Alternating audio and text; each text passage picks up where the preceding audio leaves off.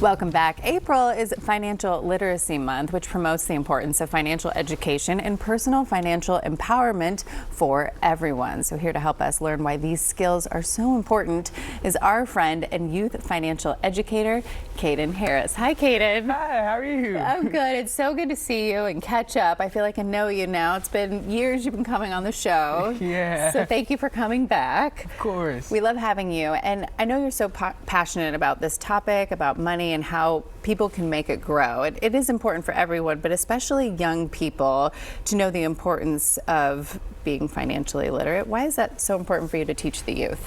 It's super important for your kids and the youth to learn about financial literacy because financial literacy determines your future. It determines, one of my mentors always said, it determines how your kids live and how their future goes. Even if you're a kid, it truly dictates your future.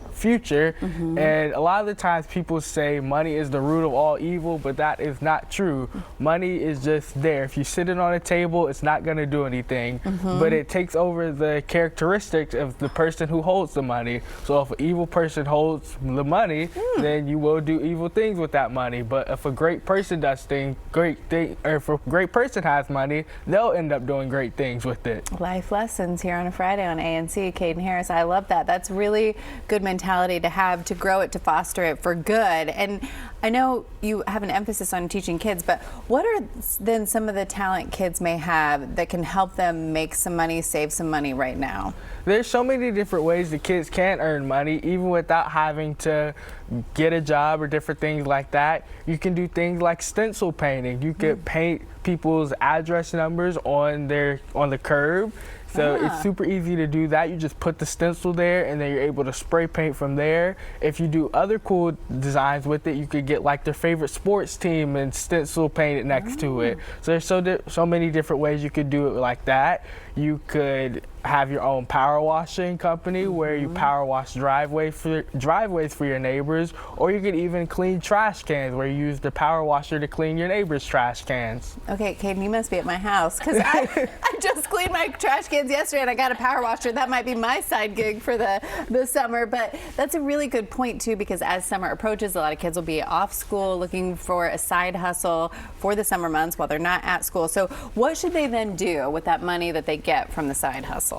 With that money, you could reinvest it into getting better equipment. So you could reinvest it into getting a better power washer to make your job easier. You can use the little scrubber to where all you have to do is just push it and it's like a big brush that just cleans the driveway super easily.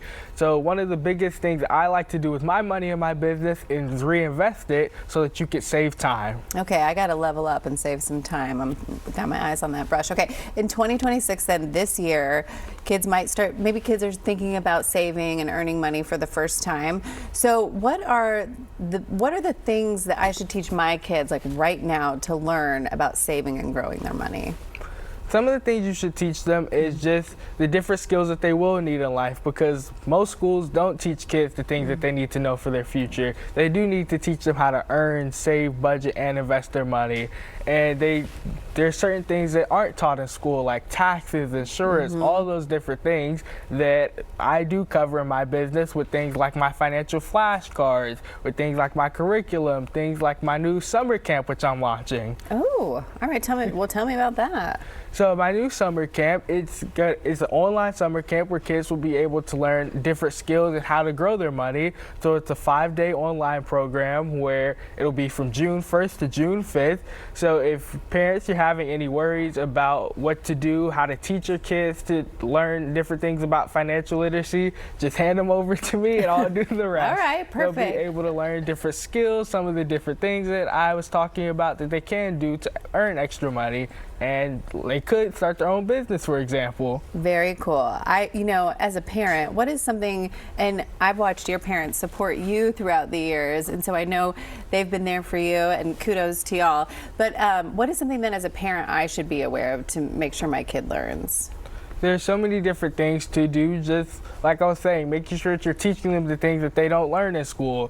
That's one of the biggest reasons that my parents did homeschool me, because there's certain things that schools do teach you that may not be the best to learn, or things that you won't really use in the future, but they don't teach you about some of the practical things Right. like financial literacy or different life lessons. So that's definitely one of the best things, just teaching your kids things that the school doesn't teach them. All right, Caden, thank you so much for being here and giving us a little brush up for Financial Literacy Month. We appreciate it. Of course. I hope you get a lot of people at your camp. That's so fun. Thank you for Yeah. being here.